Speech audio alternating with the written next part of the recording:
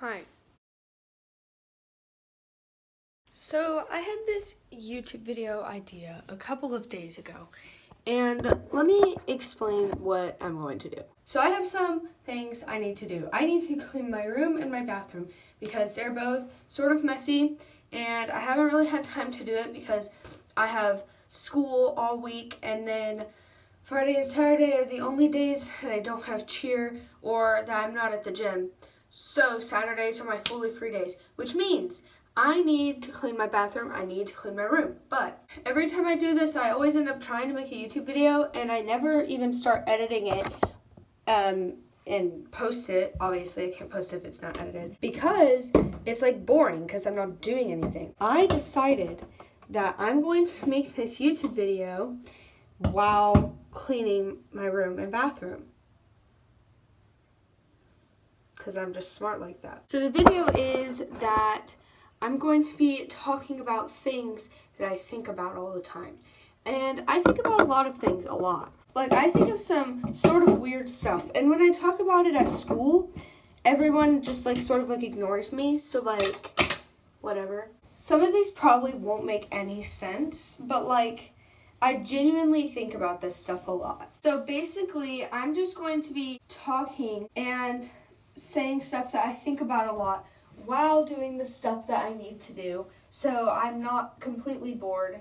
And when I'm editing this later, I can laugh at myself because most of this stuff will probably be stupid. First thing I think of a lot is, how did they come up with the alphabet? Almost every time I'm writing something, I'm like, how did they come up with this? How do symbols make sounds? How did someone say ah, A, and then just think of the way an A looks?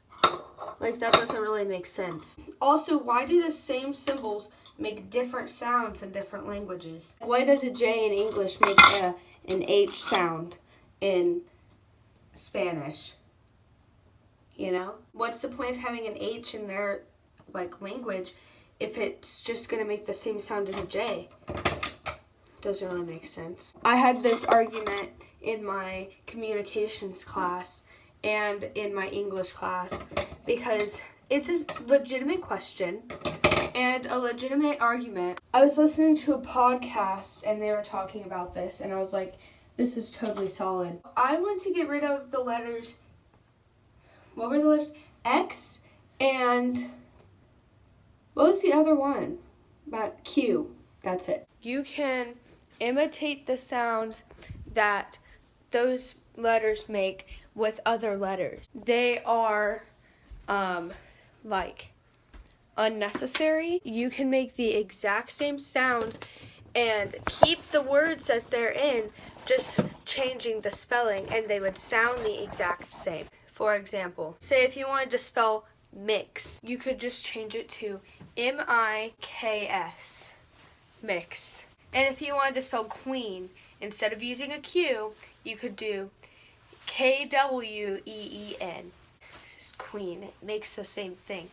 Now, you're probably but what about the word xylophone? That doesn't even make the X sound. Well, it already makes a Z sound anyway, as in xylophone. So you could just replace the X with a Z. You just have to figure it out as you go. It's all about the pronunciation spelling instead of the actual spelling now. We don't need that. It's unnecessary. I think this is a solid argument because they are proven unnecessary, and this isn't the first time letters and symbols even have been removed from the alphabet. You know, the and symbol used to be in the alphabet. You probably didn't know that. And the letter X is also used as a symbol when people cross stuff out and everything. That could still be used because if you're thinking about it, symbols have words too, the at symbol, the and symbol, obviously. That doesn't mean it can't be used in other cases, just not as a letter. Every now and then it comes up in class, that I even had this argument, and then I have to make it over and over again. So I have this argument quite a lot. Something else I think about a lot is, how do people come up with inventions that haven't been done before in today's times? That is almost impossible. And you know the saying where it's like, it's impossible to think of a new color? How is it not impossible to like think of a new invention? Like, that's insane. In today's day and age, I'm pretty sure almost everything has been done before. Another thing I think about quite often is how can someone be sick, either that's like mentally or like physically ill, have the same illness as another person, and the sicknesses and stuff are still different? How could there be different types of the same illness? Like, why don't you just name it something different? Some people with bipolar disorder can be really happy and then really sad, but then some people can be really happy and then really angry. They're like the same, but they're not the same. Like, shouldn't those two types of bipolar have a different name instead of just bipolar? So like one could be sadness bipolar and the other could be anger bipolar. Like, I don't really understand it. Going back to it's impossible to think of a new color. Technically, it's not. Shrimp can see more colors than us because they have more cones in their eyes, meaning we have not seen every single color out there. So, what if we're thinking of a mixture of colors that we've never seen before, but then when they say it's impossible to think of a new color, what if our brain is just comparing it to something similar?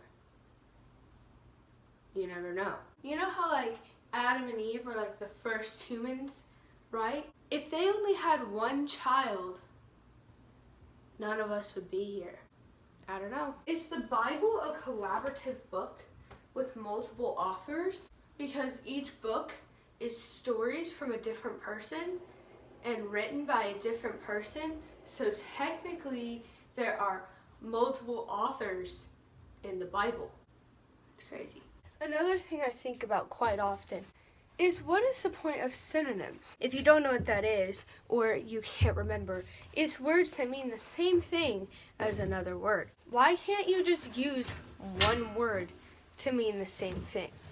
That just doesn't make sense. Why are there so many theirs? The there that's spelled T-H-E-I-R is spelled, well, it's spelled correctly, but technically it doesn't follow the grammar rule I before E except after C. The E is before I, and there's no C in the word there. So technically, there is spelled wrong.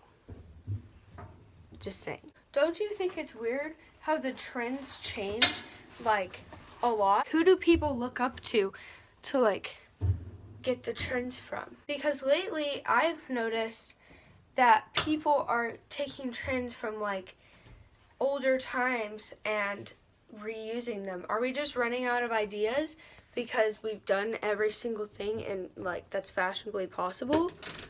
Think about it. How are new sports invented quite often? Does someone just get bored and then make up a game in their backyard, and then they'd be like, this would be cool to see other people try? But how do they get the word out that they're making a new sport, and how do they name it? Kind of crazy. Do you ever just look at things and think, well, when my kids are born or when my grandkids are born, I'll probably be telling stories about how things are so different from when I was growing up. Your grandparents talk to you about things like how things were so different in the olden days. I don't know how to explain it. What will be so different in the future for us? Will doctors' offices be run completely different? Will braces be completely gone and they find a totally new technique to straighten teeth? So like if I show my grandkids pictures of me with braces on, will they know what they are? Will braces still be a thing? Or will Invisaligns or a totally new technique, new technology, totally just sweep the nation and get rid of braces? Who knows? Do you ever just like do something super weird with your body and then just wonder if anybody else's body can do it, but you never ask another person if their body can do it because you're scared that something's wrong with you?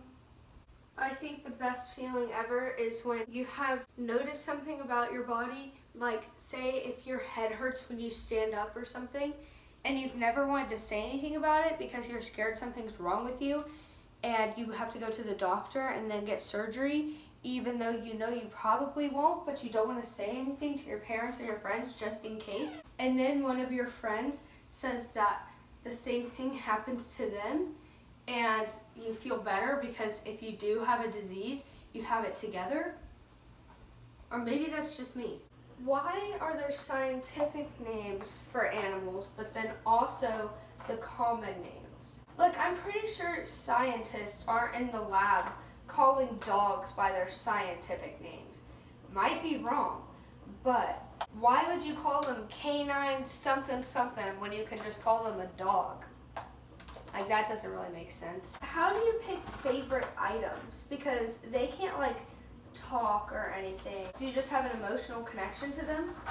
Like, when we're kids, we pick favorite stuffed animals, and that's like our best friend, but they can't talk back, so like, why is it our favorite if it can't even talk?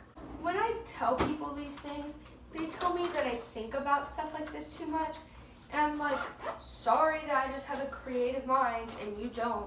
You're just jealous.